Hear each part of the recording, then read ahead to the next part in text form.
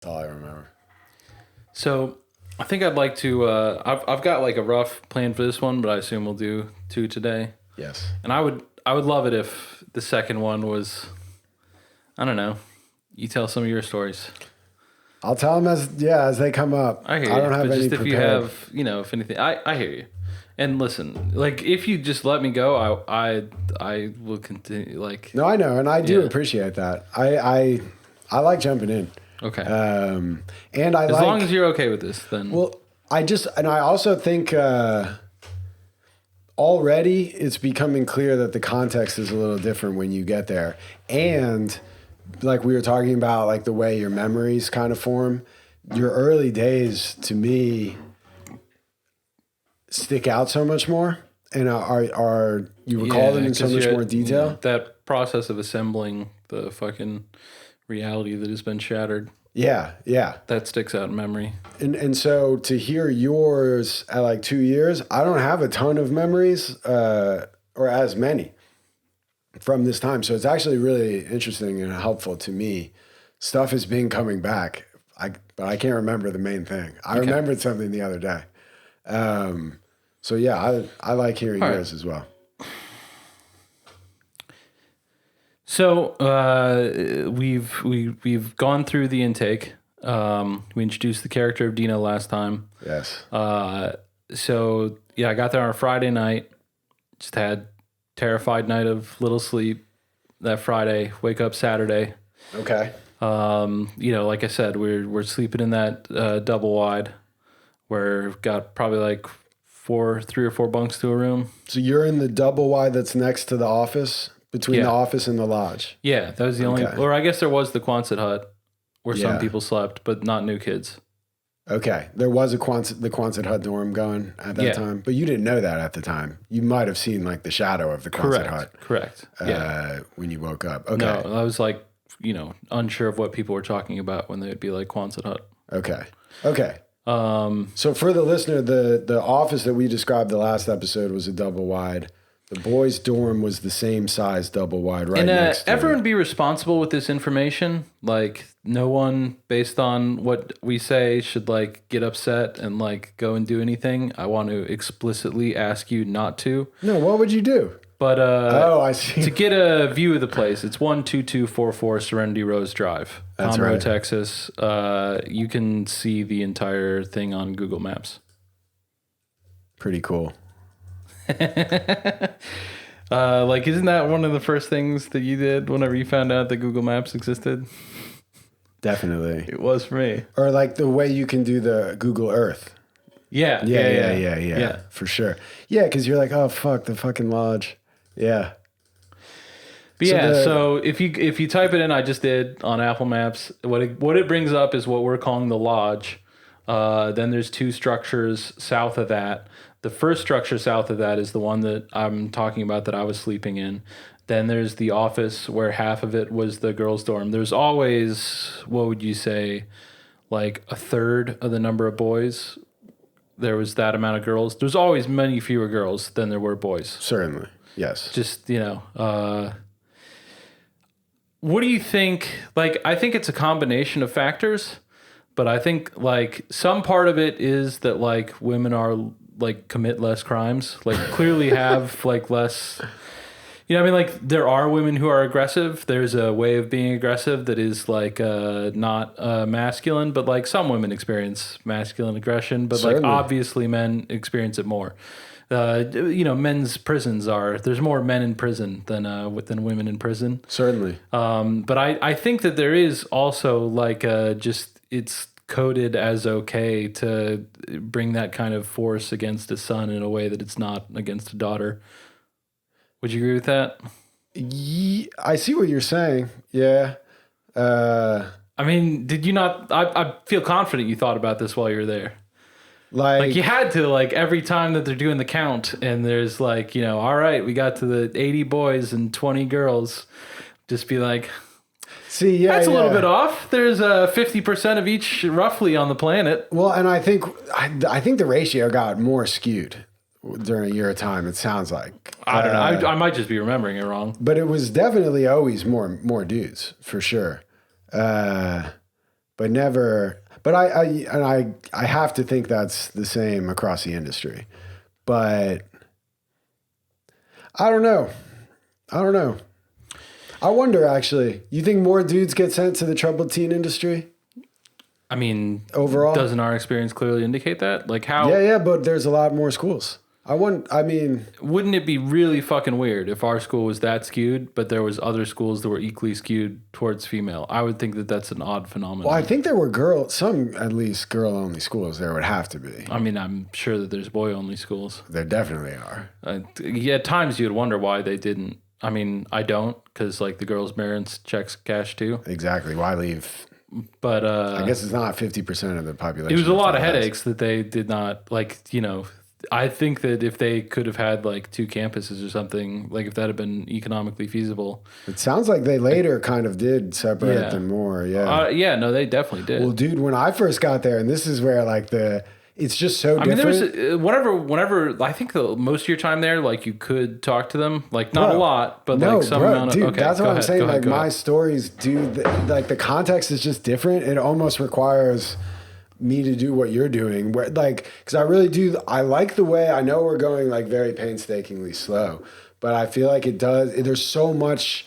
And I mean, I think we're about done with like the story part of it. Like I'm not going to go through the entire experience day by day. This. Like yeah, my 37th day. yeah. I just think like you were saying, you might remember Thanksgiving. Kind of like bringing it in, like a way of introducing the listener to the experience. Like it's a good way to like lay out everything is just like start at the start and that was my, like all these the things I want to tell you about are the crazy ass shit that they were telling me like in those first couple of days, of like just the stuff of like, you never going home, like fucking, there's a lady that comes in and yells at us. If you, that's funny, dude. If you do anything bad, they'll take you to jail. You can't talk about your friends. The music stuff that was like your entire life. Well, don't ever mention that again. Yeah. We can't listen to the oldies station. We can listen to the oldies. Yeah. Which, better than nothing, dude. I'm not trying to make the case for Excel.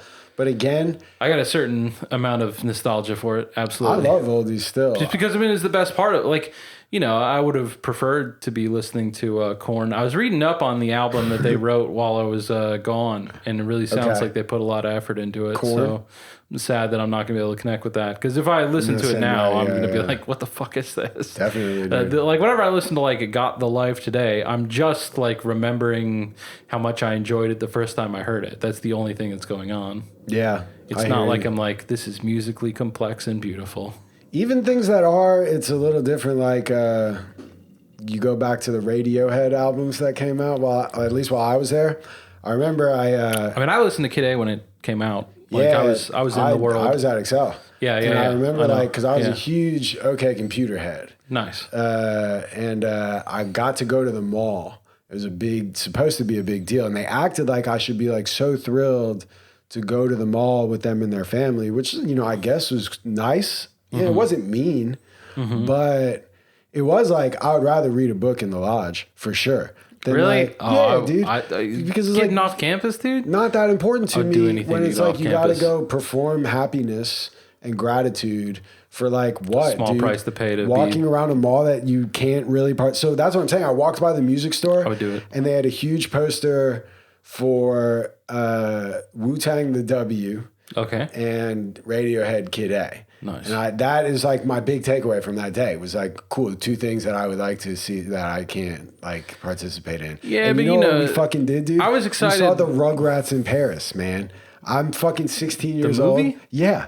Like it was like mall? go with the kids. Because I think it was when that like, the narrative of like unfreezing Alex's heart. I remember when you got to go to the mall.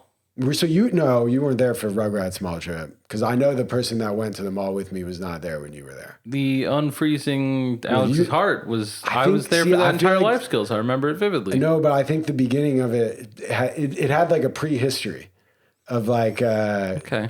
Trust me. I remember you getting to go to the mall and like shop for Christmas presents with the kids. Well, that may be, but that was a subsequent trip to the mall. Like, I'm not disputing. I probably went to the mall more than once. Were there days that you weren't at the mall? Jesus, yeah, I dude. went to Walmart, doctor's God appointments. damn. Did I teach you ever? No, of course not.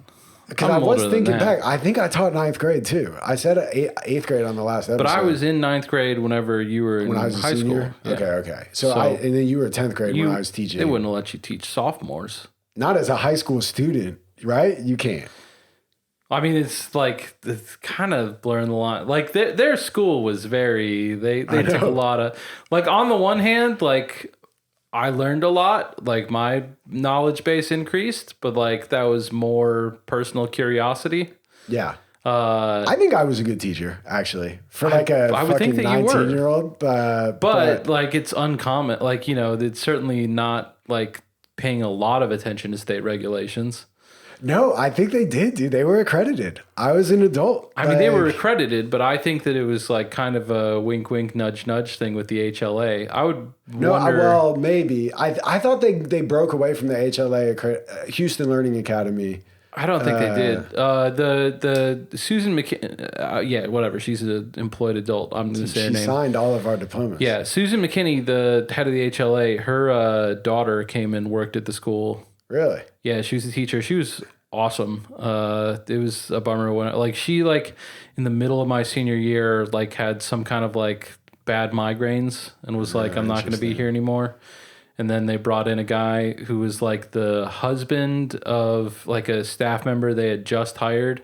And so she like the Susan McKinney's daughter is like an incredibly intelligent person. Okay. Who was teaching us like pretty advanced shit. What subject? Like physics. She also taught Latin. Like she was just very Physics smart. and Latin. Yeah. They didn't have either of those when I was there. Yeah. But I mean, she like So you learn Latin? You know Latin now? no. Oh, okay. I mean, like I took 2 years of it, but like that doesn't mean I know Latin now. I mean, I'm not saying bust it out, but yeah, none of it was retained. okay. But it was quality Latin teacher though. It sounded like She was good, and then the Latin program started like so. She was just continuing on the Latin program. Oh, okay. But the Latin program was started by John Love, teacher who came in. He was just there my junior year, and I don't know. No offense to anyone else, it's not a competition, but I would say like that guy lit up that place more than anyone else. Like just unlocked an intellectual curiosity in me that like I thought that I was intellectually curious before I met him, but like then I realized that I in fact was not. Interesting. Like he just suggested a wider world that How did he do that? just like talk like I think like he kind of belonged that like I'd never like met anyone that like subscribed to the Atlantic, you know? Like I just didn't know what people Duncan did. no. I don't. I mean, if he did, like, you know, Duncan had some of that, but like, Yeah. like, you know, Mr. John would be like, you guys got to read Harper's. You guys don't read Harper's? Like, he's that kind of guy. Sure, all right, And yeah. I was like, tell me what Harper's is. And Yeah. he's like, how do you not know about Harper's? Did they let those kind of subversive left-wing publications into the school? I don't think that he was like bringing it in. I think he would just like refer back to it. Oh, okay. Like he was okay. teaching off the same textbooks. It's not like they got Yeah, new but he was textbooks just for him. in his commentary. Yeah. bringing And like, more you know, to it. it's not like we would read that entire textbook in any of those classes. So he's, you know, the teacher is doing some amount of like this stuff is good, this stuff kind of pass on. I remember Like his that from my teaching days, dude. Yeah. His Ralph Waldo Emerson stuff still stuck with me. Self-reliance means a lot to me. The essay, the Ralph Waldo Emerson essay. Interesting. Yeah, dude. What does it mean to you? I mean, it's just very invigorating. It's a very empowering message, you know, like everything you need, you have within you. Yeah. Interesting. Okay. But yeah, so he started the Latin program. Then Brooke took it over whenever he left. Like, I think that he just like couldn't, like the school was too weird. Well, that's what I was saying. Migraines maybe were her version of school is too weird. Quite possible. I think for Like, my days as because the teachers would come in and like they would leave, like as they were leaving, that's when shit was starting to get weird. So I it's feel not like everyone who went to Excel has their own time of like, okay, and then shit got really weird. Yeah. Like I saw, you know, when you were showing me the discussion earlier, like a little debate of like who was there during the tough time. Seems like probably everyone, it was their tough time when they were there. Yeah, I don't enjoy engaging in that. Yeah, well, it's probably hard for everyone, dude. I mean, that's what I'm saying. Like, exactly. There are kids who went to jail before or after that, you know, which may probably worse. I would say, if I were to bet, maybe if you got like Wolf of Wall Street jail. But you know, but it's not a contest. I think you're right. But yeah, so she did that whole business, and then they had a recently hired staff member who was like, yeah, I think my husband can do this. And he's like he came in and was just like, yo, let me tell you all this stuff. I know it pretty good because like I just took this class at ITT Tech. Hell yeah. He did not know it good. He didn't have any idea what any of those things were. I liked teachers like that because I was just aiming like, sit in the back and do your work. Yeah, but it's just like I need I've always like been a self-studier. we just that was fine, but like just like what are we studying? Yeah. Like he didn't know. Yeah. And so That's great to me. my like my big thing because you know an A. academic, well, let me do the thing. Oh, okay. Like my big thing was like I know I'm better than this school. Like fucking these teachers can't hold me down. I'm gonna get straight A's every fucking mini period of my senior year. Okay. And mini period, like every 6 weeks, or, like they would do not they just for the semester. academic calendar a lot, I think. Yeah, no, they jump around and stuff. Yeah. But the only time I didn't, it was because he gave us an SAT practice test and then said any question wrong was 10 points off out of 100. And I'm like, have you taken this test before? Wow. And he's just like, that's how you grade it. And so uncharacteristic. everyone got like terrible grades, and he's like, well, you know, I'm cause certainly him not to going to revisit consider it? that I'm wrong. So Really? I see where you're right. He is your intellectual mentor. but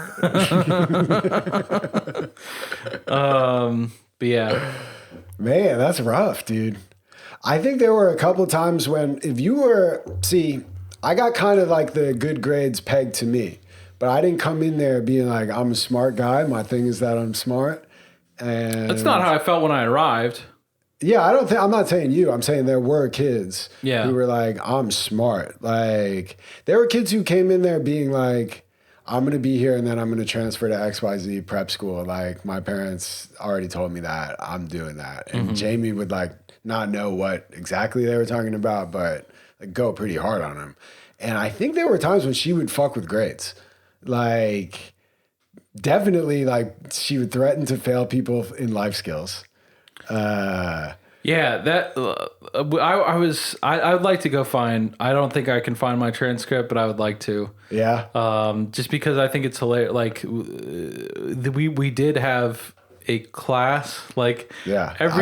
Hence, yeah. I don't think we've explained the name of the podcast. Every report card that we would get. Yeah. You would just have like your classes that you actually take, and then at the end it would say life skills. Yeah. And it was a pass fail.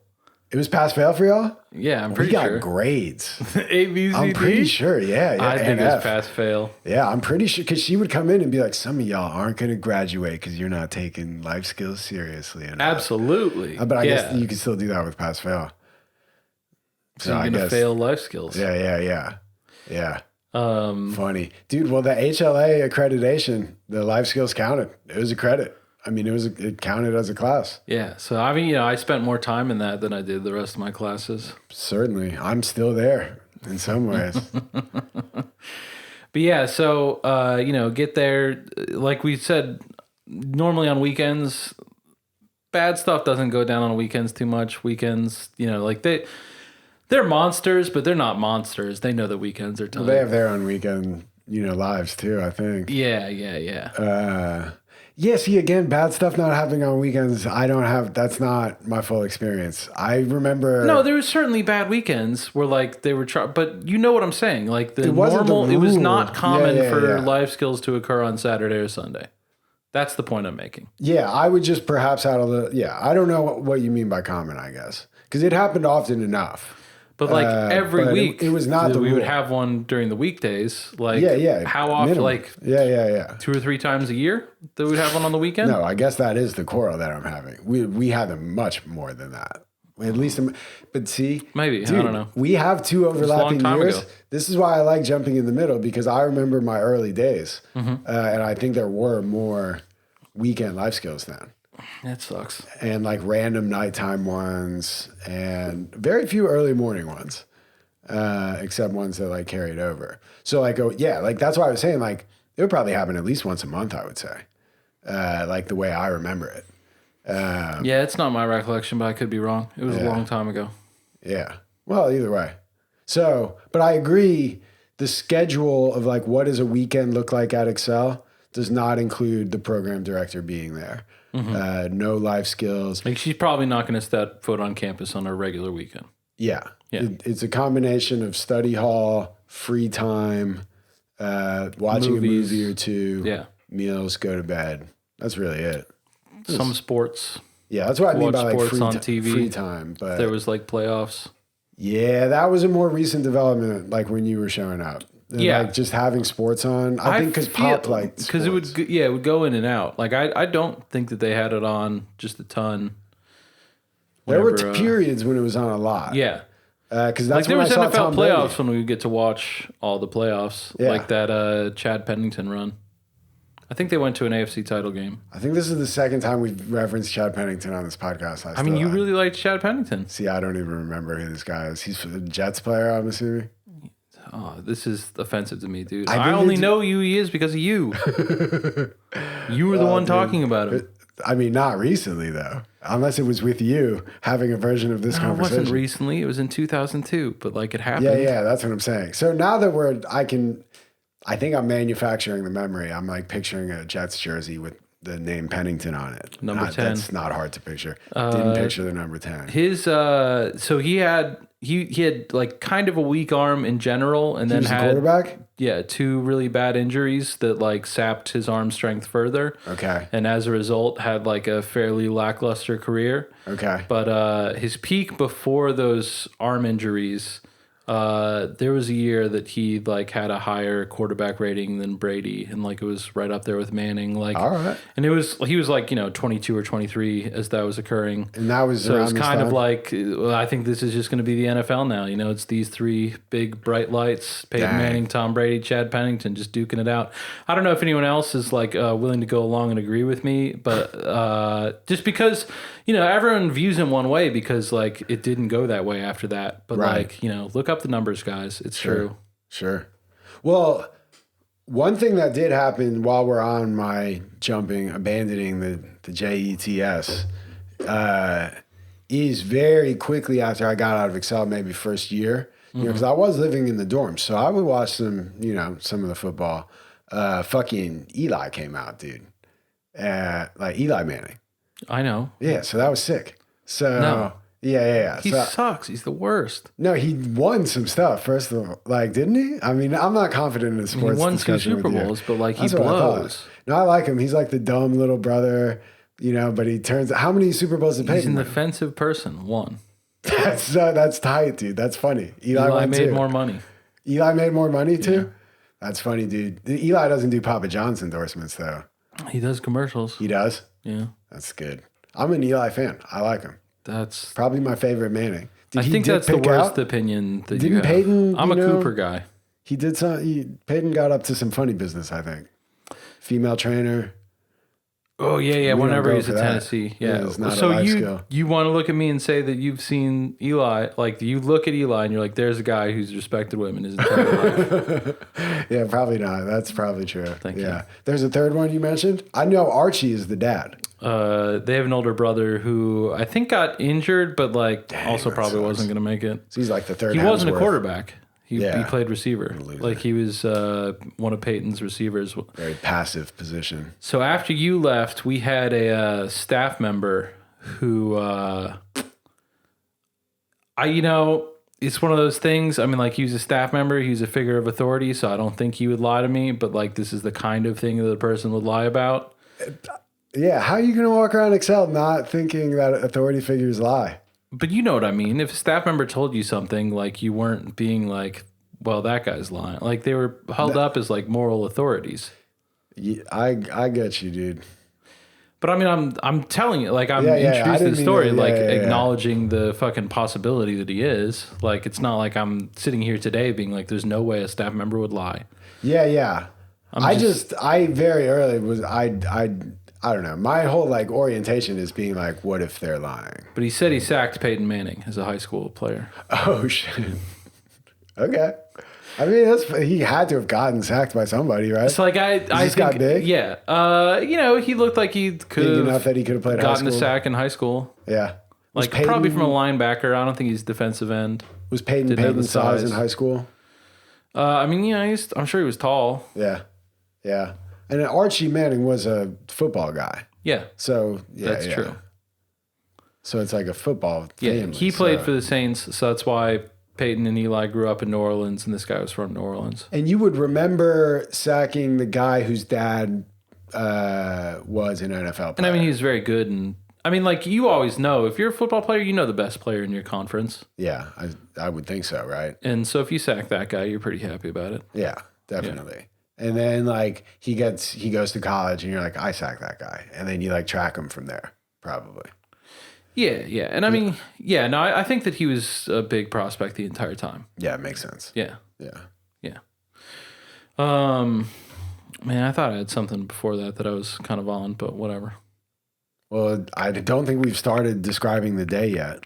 We were talking about. Well, I don't want to describe the day. Just I like don't know what you have in store. You've kept me in the dark. Oh, sorry. I mean, you know, I just like, just kind of wanted to, I mean, we've kind of touched on it and like, we certainly talked about her, but like just that experience of like, you know, there was like people like kind Well, of, that's what I'm curious. Or there's people saying like, you know, what you said, the previous episode of like Jamie said you were going to be wild. And I was thinking about it after we talked because the guys on my intake, like 2 of them were not like super trusted, but they were on it, and I think it was just because they were physically large. yeah, I was thinking more about your intake that you described last episode, and I think, it wasn't like the super strength. It almost like I'm like But I think they were just picking those probably were the 2 that like they were some of the biggest dudes. Some of them, but They were not thick. they were big. They were big, but Yeah. they're more like the go-to. I'm gonna restrain a guy. You didn't get like the Monstars. You know what I mean? Like, Kind of, dude. You got like 1 or 2 of them. They could have fucked me up pretty easy. Yeah. But I'm saying of the full 4, that was not Monstars. Yeah. Because I was like, I wonder. I don't know. Like, 'Cause, I mean, one of them had been there like he was there less than 6 months. Like he was not a. interesting. See, that stuff I don't recall as much either. But He just wasn't there that much longer it than did me. The scan to entire time me- he was there, I was like, "You've been here about the same amount of times I have." Yeah. Interesting. Yeah, so I don't know how much she meant the like this kid's hardcore, or maybe she was just in a mood or something.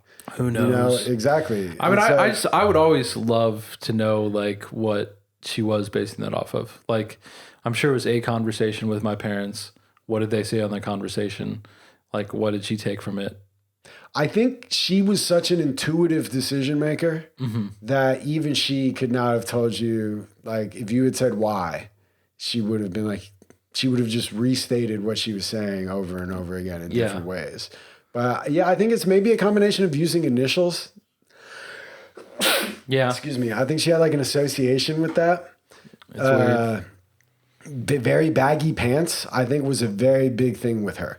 Like, it was like, you know, a caricature. I'm of not what- surprised she's threatened by how cool I was. Yeah. I agree. That's what I meant. Right? Because you were wearing like Jinkos, right? Absolutely. And they see this is I what don't think they were actually Jinko brand. By that I think like Jinkos had kind of was like the big pants game was doing great. I don't remember Jinkos putting out a lot of new pairs. Well, Jinkos mostly were like I was at Excel when they blew up. I think they were for too a bad. little bit younger. Well, dude, fashion used to travel. It was different, dude. Yeah, no, It I was like gonna say regionally. like down here, I know that they were big before you got there. Well, things were different, dude. Like 97, 98, they were pretty big. Jinkos were. Yeah. And Around I here. remember my cousins in DC around that time were like, you know about Jinkos. And Yeah. I was like, no. And they're like, they're big pants. Like, they didn't tight. even wear them, but they're like, you know about these? You would probably wear them. And I was like, oh, yeah, we don't really. We had big pants, but not Jinkos. But that was another area where I was like, this lady who kind of vaunts herself as like knowing everything about troubled teen culture has it fucked up about what Jinkos signify. Like no gangbangers are out here. Yeah. That's not my word. That's her word. I don't Yeah. know. Like they would say gangbanger all the time. It was always weird to me how focused she was, and like with a lot of kids, it was appropriate, but like she did not have an accurate understanding of like the social structure of the high school that I went to. At all. Like, Well, there she said she dropped out like at 15. Like she Yeah. didn't really know. I guess we kind of also had a truncated experience. Yeah, at 15, yeah. I had both. 3 months of high school, but you know, just like the I would not say that like the group that like fetishized being in gangs and fucking listen to rap music and stuff. Like I did not have a problem with them, but like that was not my friends. That was not like, it was just a circle that I was You were more outside like- of. You were repping that debate set, dude. Well, just I mean, you know, it's not like most of the debate kids were big Corn Jinko combo Yeah. listeners. Okay. But you know, I was. Yeah. Were you friends with debate kids? I mean, my partner in debate like was one of my best friends like prior to, and, like I still see him sometimes. He's the one that sent the law review article. Oh, nice. But yeah, and then I mean the other kids were cool, but like I saw them at debate. We didn't like go to parties outside of hang that or out. anything. Yeah. Yeah. Okay. I mean, you know, I'd like to think that I would have if I had been in high school longer, but I'd only known them for 3 months. That makes sense. Freshman. Yeah. But yeah, she just had no read. I feel like it was like, again, she was just so confident in her read that it never occurred to her that she was wrong, but she was comically wrong. I think in your case especially, but in other people's cases too. Yeah, no, she definitely thought that I was the kind of person who like fetishized being in a gang and like the big thing was rap music. And I'm like, I don't like rap music. It was upsetting to me when Ice Cube was included on the Family Values tour. Really?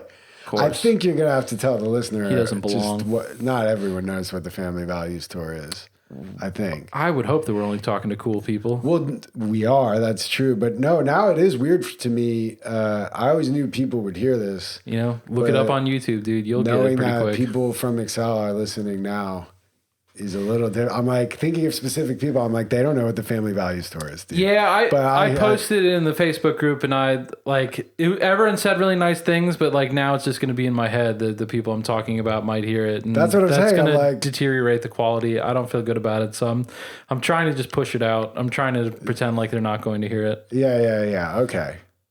Anyway, the Just trying to Family do a good Values Tour podcast. was a prominent traveling extravaganza. I mean, it's just the with biggest bands in Korn. the world. It was like Lollapalooza of its time. I think for- Lollapalooza was usually a larger bill, but it was a large bill. So who? Actually, feel like I don't know who was Lollapalooza- on the bill, dude. Lollapalooza, I think, would be like 30 bands, where this is more like 8. So who were they? Korn and Ice Cube. I mean, it depended, you know, it year to had year. toured multi years. But yeah. I okay. think that there was 3. I know that there was 2. Okay. I had the albums of the first 2 because they would put out a live album of Okay. like songs recorded on the Family Values So tour. what year was this? I want to try to guess.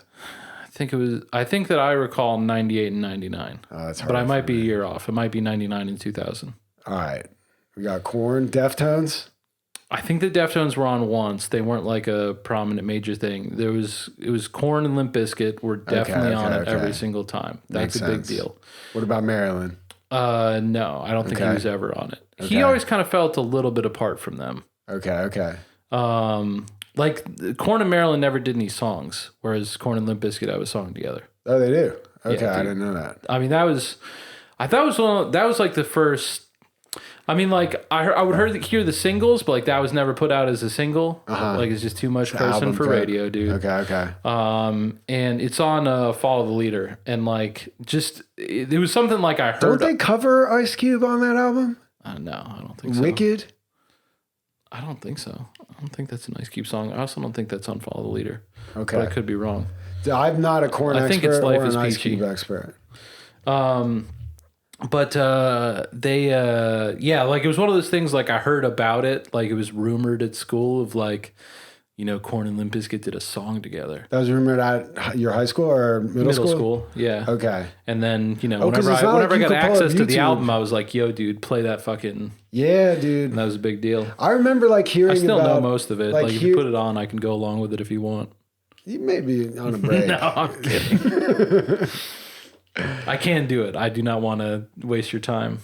I believe you, dude. I really thought that Korn song "Wicked" was them covering an Ice Cube song, but I'm willing to retract I mean, I did not that. know Ice Cube's catalog at the time. I'm mostly just Or thinking now, of really. a guy telling me that once that I've never thought to question it, despite my earlier proclamation that I question everything. Yeah. Orgy was on there the first year. I don't know if you remember the band Orgy? Orgy. No, There's a band that's a called band? Orgy. Okay. Yeah. They had a cover of Blue Monday, you know, The New Order song? yeah. Okay. That was big. I guess. I'm trying to remember. Like I half want to say Incubus was there, but I don't think so. They weren't hard enough. We're not. Okay. Because Stained was definitely there because the Stained. Outside, it was on one of their albums, but like it first blew up as like a big time song on radio off of that second Family Values album, tour album, Okay. where What like about- because it was unreleased, like it was at the end of the album, like Fred Durst came out and, you know, sat with him as just the lead singer. Stained with just an acoustic guitar and Fred Durst over his shoulder. Oh, Just, you know, I'm on the. It's good stuff, dude. okay. I had another guess. Slipknot. See, I was trying to remember. I feel like they certainly weren't there in the first one because like this was like as they were coming up. Okay. But I think that they might have been like because I think they might have done a Family Values tour after I Got Sent Away. So I don't have Can't total rule that out recall then. of that. Okay. Yeah. Okay. That opens up a whole new swath. I mean, I guess the big thing is I don't know whether or not there was one because I was locked up. Yeah. No, that makes sense. I could have Definitely. looked it up by now, but you know, Clearly not your interests. Not where your interests lie. I probably will after this. Okay. Fair To enough. figure out what's going on with them. What was your first concert after Excel? Boy, I mean, I don't even remember. I just remember like as a freshman, like some guy was like, "Hey, we got this is the whole thing." You asked me a simple question. I'm going to give you a 20-minute answer that's not going to sure. answer it. Okay. So I was you know Tenacious D, you know Tenacious D. Jack Black. Yeah. Yeah. That album, like the first Tenacious D album had just come out. Like that was what I was like heavy rotation for me as I was being sent away. And Weezer, as you were being sent away. Okay, yeah, okay. Weezer had just come out with the Green album, which you were also being sent heavy away. rotation. And Jimmy Eat World's Bleed American was blowing up. Okay. And they were on a triple bill playing the Fort Worth Convention Center. And that was like, if I could have made like a lineup, like, I don't know, hard to imagine a better one. Like, Yeah. I would have gone and see any of those as the headliner. Sure. But they're going to play together Yeah. at the same time. Yeah. And Right in downtown Fort Worth. absolutely. Yeah. Very nice. And so we had tickets. Like I got the boys together. Said we all need to go to our parents to really put on the full court press for this one. Yeah. Got it done. Got it That's secured. leadership. And that concert occurred about a month after I got sent away. Damn. And someone even remember, like, I don't remember. I only have the memory of the guy telling me like that's the day that we're talking, the day in question, the Saturday, that like I was like telling people like, God damn it, dude, it sucks I'm here. I was about to go see fucking Weezer, dude. Damn. And then people would say, don't talk about Weezer, TC. That's Absolutely. inappropriate. Absolutely. And then next life skills, TC keeps talking about Weezer. Yes. Woo! Little preview. But then whenever I got to college, like my first semester of college, like some guy that like, you know, I'd seen in the halls a couple times and like he was nice enough, you know, everyone's kind of trying to feel out who's going to be in their friend group. Sure. And he was like, hey man, Weezer concert coming up. I'm getting some of the guys Oh, together. boy. Okay. Are you interested? Shit. And like, I would love to know like what this was like for him because it was like such internal conflict. I Were was you like, wearing similar glasses? yeah. Oh, I thought you were saying I was wondering why he would ask you. Oh, no, you're wearing Weezer guy obviously glasses. a Weezer fan. Yeah. No, I was because I was like, God damn, I really do, but I'm gonna say no. I've got, in my head, I'm like, it's in the contract, dude. Got to follow the contract. What contract? Like that's a large topic, but Like the rules of going home? yeah, like when you left, if you like left, the right way, like that because that was constantly talked about as much as people on The Bachelor, right reasons. Yeah, no, I mean, like the way it's odd because you would think that's like the most important part is like the transition from the school to the outside life. Like now it's live bullets, better be ready. But like sometimes I remember being surprised the evolution of that process was like, it jumped around a lot. It was not consistent. It was wild. I think it had to do with their attention levels and what was going on at the time. But I think there were times when, there's the concept of like the narcissistic discard when the person is no longer of value. Mm-hmm. And it did seem like there was times when there were kids who everyone knew were leaving. Some kids would get fucked with all the way until the end if Jamie was really mad that they were leaving and thought she could get away with it. Other times they would very rapidly, like at the end of Heather's story, like try to do an about face and be like, wasn't everything great?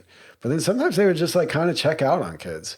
And I remember being surprised, like, because I had to fill out a survey because I had to live in a dorm. Mm-hmm. And you had to fill out like, what kind of roommate do you want? And I remember being like, someone's going to read this. Mm-hmm. Like I basically need a priest as a roommate, which I did, and actually worked out well because he was like a nerd. It was easy, but we weren't like friends or anything. But like no one ever looked, so I could have been like, "Let's party," like because it asked shit like that. That would have been too big of a risk, dude. I know, but I was like amazed that no one even cared. You wouldn't have gotten to college. I mean, I would have though. I know now. I know what you're saying. Yeah. And then like actually right before I left, Jamie, I didn't even know because that's how little we had talked about it.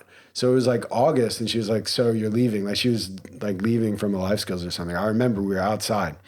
Like right in front of the dorm. Mm-hmm. And I was like, yeah.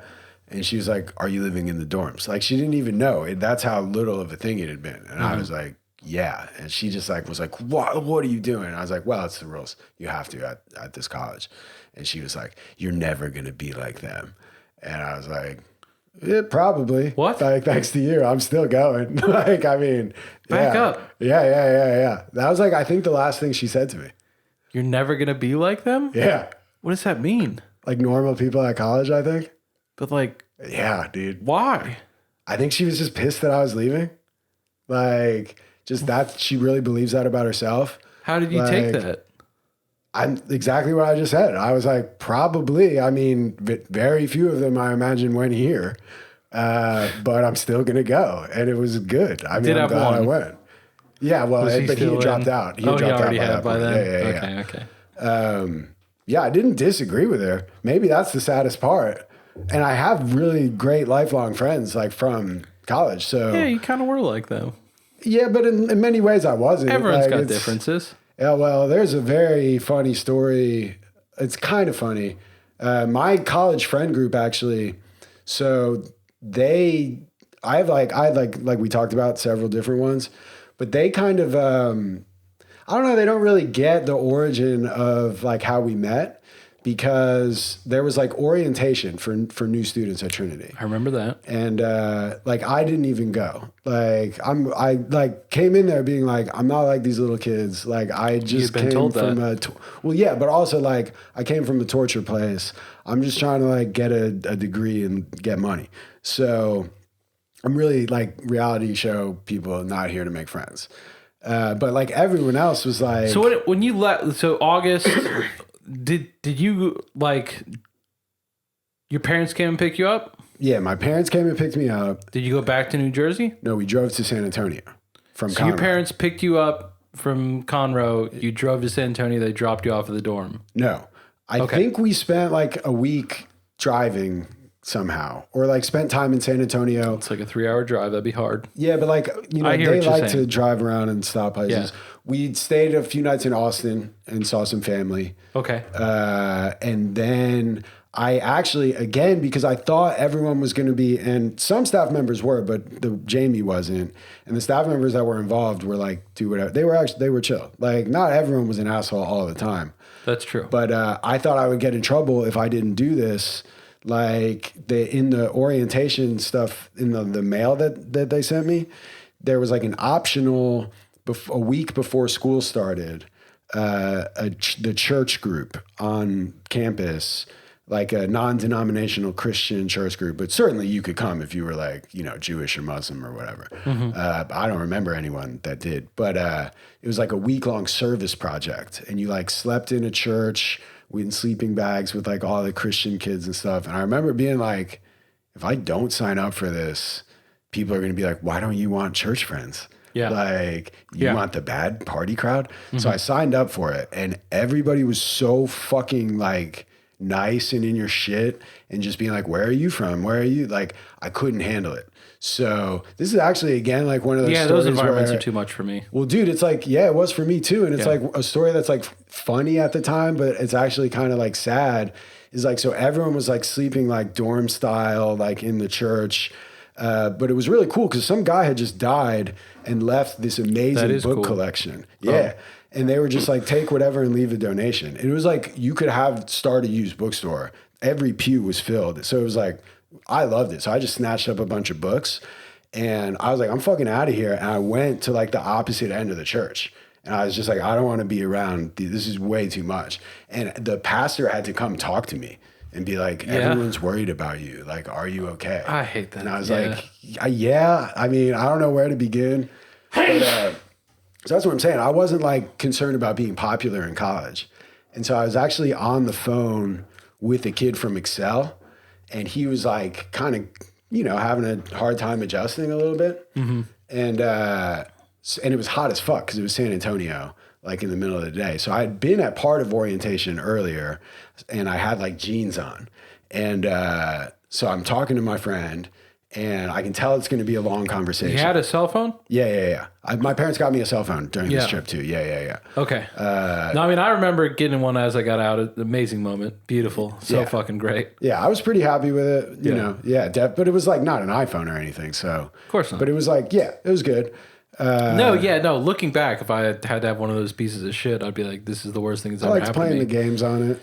You know I mean, you know, like there was nothing like texting. I didn't really play games. I was surprised whenever like I received a text message. I was like, what the fuck is this? People do this? Like, what's going on? Well, dude, I still remember my first text message I ever got too. That's another funny adjustment story, dude. Yeah. I went with a girl to a screening of Rocky Horror Picture Show. And I just, in the middle of it, I was like, fuck this shit, dude. I just got up and left. I didn't even tell her. And so my first text message was from her being like, you left, what's going on? And I was just like, that's not for me. Like, after I figured out how to text it, I was like, I'll see you later. Like, this is just, it was like the drama kids were putting it on. You know, they were all dressed up and shit. Yeah. I was like, dude, I was just at Excel. I can't be around this kind of debauchery. Yeah, it would have been too much. So, dude, my friends have this, like, they think it's like this funny story. So, because there was a party going on, like at the orientation, at the end of orientation, basically. Mm-hmm. I didn't give a shit. Like, I didn't even know it was going on. But they didn't go because of their self-concept as like, we're losers who only hang out with each other. Let's do that. And already, like, instead of, and these guys are still my best friends. And, you know, like you, very strong dudes only policy, you know, by default. Hell yeah. Some exceptions occasionally now that people are married, but you know, exactly. So they ran into me because I grabbed a basketball because I was like, this is going to be such a long phone call. So I just had like one hand on the phone, and I was just like shooting, you know, like free throws basically, because I was like, I need something to do. Yeah. So, and then I took my shirt off because it was hot. So then I'm just wearing jeans, like shooting free throws while this party's going on. And then my friends, who later became my friends, these didn't live in the dorm with me or anything. Yeah. They all came out to play basketball. And like, so I played pickup basketball with them and then didn't talk to them for like 2 years. And then like we lived in a dorm later, and they were telling some story about the jeans baller is what they called him. And I was like, that was fucking me, dude. And then they were like, oh my God, dude. Like, but then they were like, you were the only person that was a bigger loser than us, like on the campus. And it has always pissed me off because I was like, maybe, but it's not exactly what you think. You know what I mean? Like, I just like, maybe I was. I think you protest too much, dude. Like, well, dude, they've been telling the story for like 5 years. I dude. know. And then, so one of them, I had to write a letter to a court about how nice of a guy he is very recently. And to my chagrin, like, because it is a nice anecdote, I kind of told it their way, like in the letter to the court. And I kind of wish I hadn't, dude. I wish I had made my case You want stronger. an official record? Yeah, but I didn't perjure myself. You know what I mean? So I haven't always protested. You know, when it counts, I fell in line. But I'm glad I had the chance to clear the air here. I've been now it's the official forever. record. Yeah. Is your telling? I've been sitting on it forever. And so, Anyway, because how could I tell my friends to be like, you don't understand what was actually happening? I'd been at the church trip a week ago. None of these fucking heathens were there, so they don't know. Anyway. Yeah. So you wanted more stories. I don't know if these were the ones you wanted, but I feel like I've taken a good amount of this I love it. segment. I want this. We haven't even gotten... I feel like your first day is important, dude. I mean... Because the listener still hasn't had a first day. They've only had a nighttime. And I'm curious, like, how did you learn rules? Because no one told me there's this lady, Jamie, that comes in and yells. She started yelling, and I was like, oh shit, this lady yells. That is what I wanted to... I didn't want to, like, tell... Like, the events of the day were, like, you know, I played a card game. So you just hung out with your shadow? Yeah. But like, the process of eating was interesting. So, like, because I think it's like, dude, so you wake up. Mm-hmm. It's a weekend, so it's like 8:30. Mm-hmm. Did the alarm wake you up, or did you wake up like, oh shit, I'm in a new place? Don't remember. I think it was, I mean, both seem equally plausible. Okay. I feel like I have memories of both, if that makes sense. Kind of, yeah. Well, and you say you were not sleeping well anyway. Once I got to sleep, I'm out. You railed it out? Okay. But it was just like, my mind was racing too much when I got there. I laid awake for like an hour, which for me is extremely long. Okay. The thing that sucked, so we had like summer was like a week, 2 weeks. Maybe. Yeah. We were usually in school. Yeah, we're going to school the whole time, but like they would give us like a week. The way normal schools give you for winter, I would say. And the way that they would like, really, like they would let you sleep in every day, and like I like sleeping, it's like wonderful, but it was too much. Like, my body did not need that much sleep. Yeah, I would wake up early on the days we could sleep in. And they wouldn't adjust it. Like, you're going to bed at the same time. So during the summers, and again, it's nice that they were, whatever. It's not like it's not like the summer was so great that you were like, oh shit, I got to go back to school. It was like, finally fucking something to make this time go by. But just during the summers, I would like just have to lay in the bed for like 2 hours just because I wasn't ready to go to bed. Like, I don't normally go to bed at 8:30. Yeah, definitely. So when we first moved into the double wide dorm that you talked about, I was in a cycle where I was going to bed like 2 or 3 a.m. most nights in the like months before I was sent away. Oh, okay. Yeah, me too. Yeah, actually, yeah. Which like is my, like now I have a child and she wakes up at a fixed time, so. For the most part, I do not have that luxury. But for most of my life, especially whenever I was working at the Ticket doing the top 10, I didn't have to be into work till about 5 p.m. Wow. So I would be up till 4 pretty much every night. I don't like living that way. I liked it a lot. When the lawyer life kept me up pretty late, but similarly, no one was expecting you to be there at 9. But takes a toll, man. Yeah. To me, I don't know. Maybe if you can predict it, it's better. Yeah. I don't know. I mean, the food was a whole deal. I'd like to do an entire episode. So do you remember? So, I mean, breakfast was pretty regular, cereal. I mean, I couldn't have the cereal. Or I could have some of it, like the Rice Krispies, but... Okay. That was the whole hypoglycemic thing. I think I talked through that, right? Yeah. But we never got the full list. I think this stuff is like more, I don't know, it helps I think the listener who didn't go to Excel, it helps them visualize and how the experience actually is. Because to me, it's jarring. Like, okay, you wake up and then you have to fucking put a mattress in a closet. Yeah. Because you slept on the floor. Yeah. And then you have to line up in the hallway, right? Yeah. And wait for somebody to unalarm the door. Yeah. And then you're getting counted on your way out. Like Dino comes in and makes some weird noise, like some weird, like good morning. Every time. Not unpleasant, but a high Dino's energy. doing it on the weekends. Doug Ofke's doing it on the weekdays, and he had a whole fucking... See, I don't remember these, but I routine. know they had routines, but I don't remember the specifics of them. I mean, I'm just trying to remember. You know, like Doug would say shit like "Good Morning Sunshine" a lot, so I kind of my brain fills that in. But like he was just kind of talking to himself when he said it. Yeah. Like he had And very long conversations sing-songy. with himself that were very sing-songy. Yeah, but sometimes He they was an would be old-ass about dude. you, dude. Sometimes, he'd but be he like, wasn't really "Well, saying them to he you. doesn't know. He like. Can I God tell damn you it. a wild Doug Ofke getting us unlocked story? Sure. Did we mention Miss Nancy already? Right. Briefly. Yes. So Yes. Doug Ofke is also a member of the school Yeah, community. Nancy. I mean, I don't remember what was on here and not on here. She was the founder of the school. Like she was one of the three. In fact, I think that whenever we talked about Nancy, it was not in. Yeah. Okay. Well, then we'll get to Doug, I think. But so Dino But I comes want in. to tell you this Doug Oh, story. yeah. Okay. So Doug was an old guy who was married to the principal of the school, who we'll Yeah. talk about at some point. Yeah, who had a history with like the founder, Sally. Yeah, they like got sober together-ish, you Yeah. know, or back in the day. I don't know. Maybe one of them got sober 5 years before the other, but fucking Yeah. back in the day.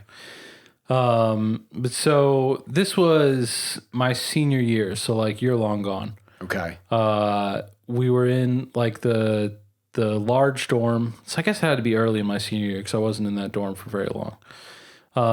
And I was one of the kids who slept at the doors, like that. I would take my mattress out of the bed every night, drag it in front of the door, Sure. so that So this is in the quad dorm? yeah, Okay. in the movement of the students would be controlled. Did you sleep in the hallway or in front of the bedroom door?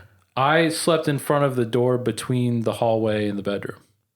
So like it wasn't to the outside, it was to the hallway, but like they didn't want there was an incident.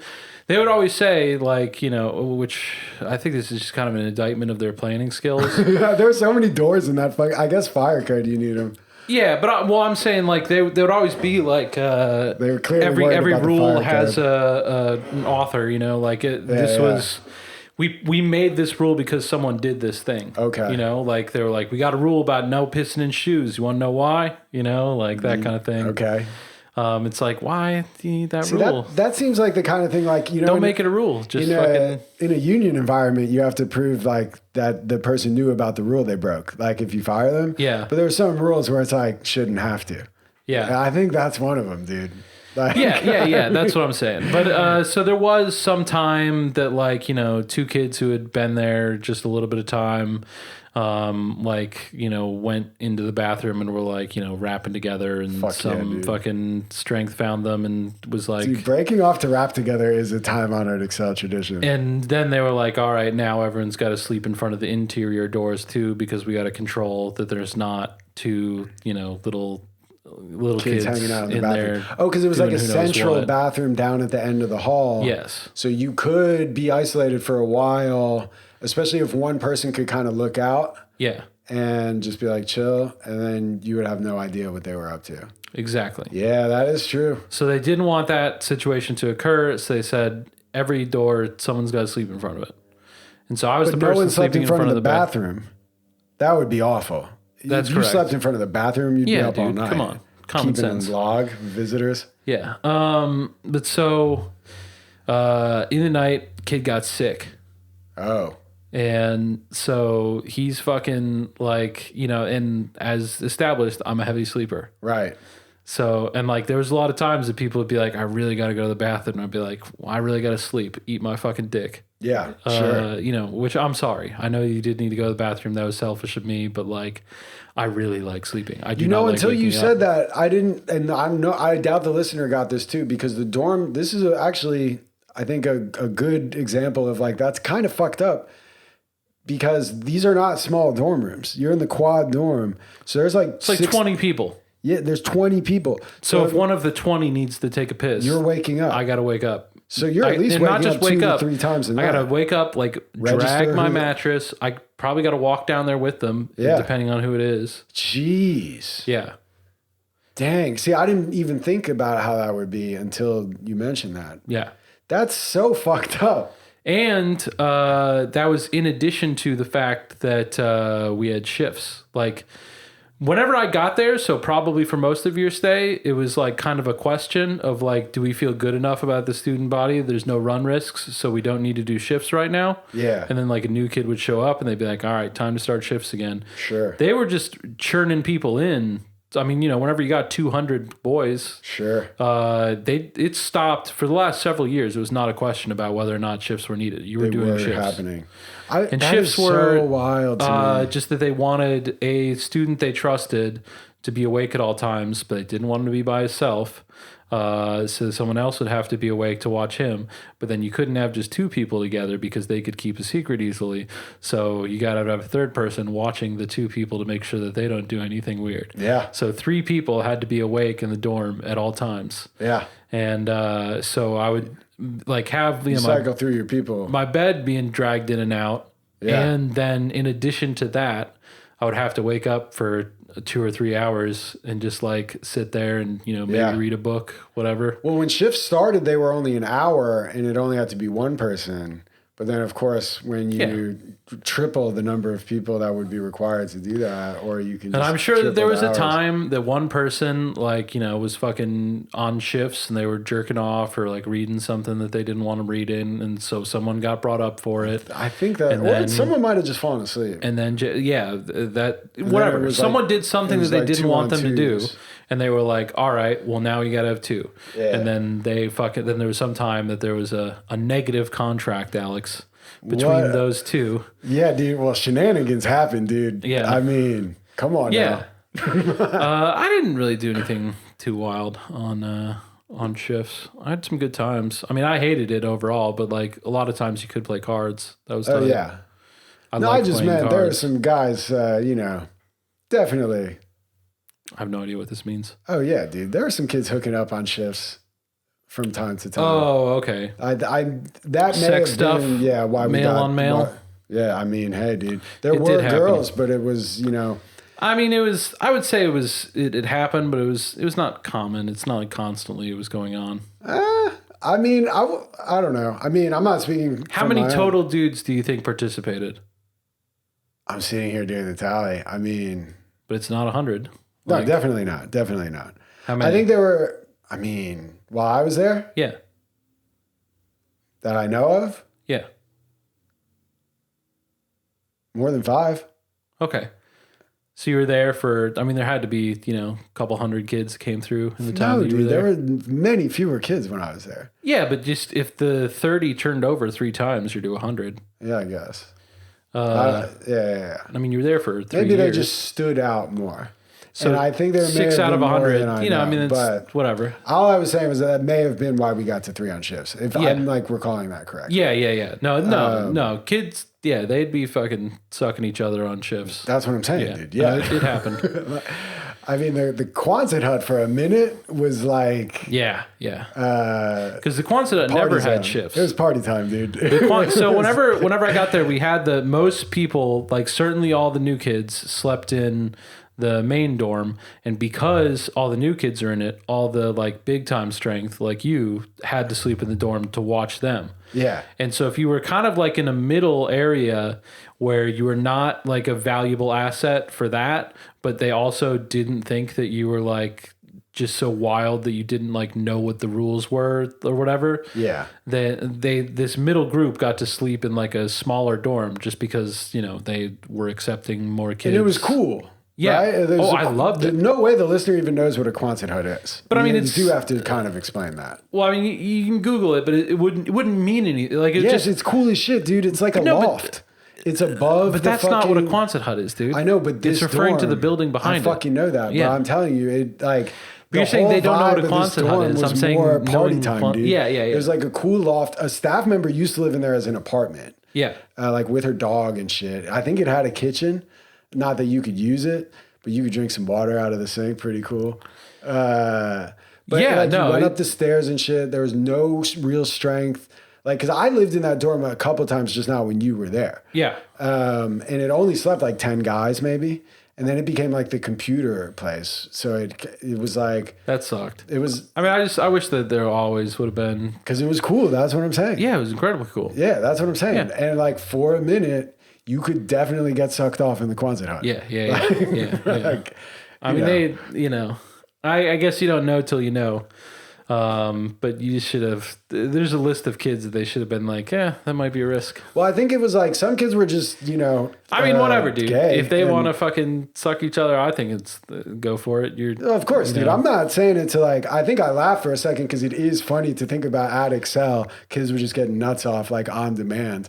I mean, I don't know if it was that, wild, but not to like, obviously, to shame these kids for Yeah. being normal kids at this school. I mean, they certainly would have been shamed if they were found out, and when they Well, were, I think they some were. of it was like jail hooking up where like the kids didn't identify as gay, Yeah. but some of them definitely did. Yeah. No, and we could do many usually episodes you can about being gay kind at of Excel. figure out the dynamics there.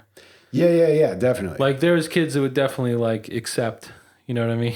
No, Like, exactly. That's Yeah, what I'm yeah. saying. Where it's like, that's what I mean. Where it's like, Not gay to get off. yeah, but when they left basically Excel, their they attitude. were, straight. Yeah. Yeah. That happened. Yeah. So that's where I'm saying the only ones I know about are the ones that like basically got caught. So who knows who didn't get caught is what I'm saying. I mean, it's hard to do things there and not get caught. Yeah, It was. well, It really was. by the time you got there, that one was harder. Like I remember when that rule basically, I remember the first kid when I was there who spotted something like that. Because I was sitting with a super strength and a kid who was like kind of like one of those middle strength kids like you It's described. like, yo, I just saw something. Yeah, he came up to me. I was, not the super strength. Yeah. But he was like, yo, can I talk to you? And then he like talked to him real quick. And then that super strength immediately was like, and like got a staff member. Yeah. And I remember, and then we had like one of those weekend life skills. Yeah. Because a lot of other stuff was going down. Did they talk about it? No, at that life skills? No, but It was you had to dealt like with piece privately. it together. But it was one of those like, let's get all the bad blood out life skills because a kid who was kind of the leader of a bunch of negative contracts. It's kind of like if you did bad things, like the worse thing that you did, the more you were going to get yelled at, and like the more public it was going to be. Yeah, but sex stuff was sometimes. But what I'm saying is that it's sex stuff, but it's also like there's also just a certain like if it was egregious enough in their mind, like it kind of like left the scale, and that it was sort of like we're just doing a whole different thing, like. Like that it wasn't in public. It wasn't in front of everyone. Right. It was like that they would pull you aside and be like, we're handling. And that was almost worse. Like Yeah. being yelled at was in public was awful. And it was like the worst thing that could happen.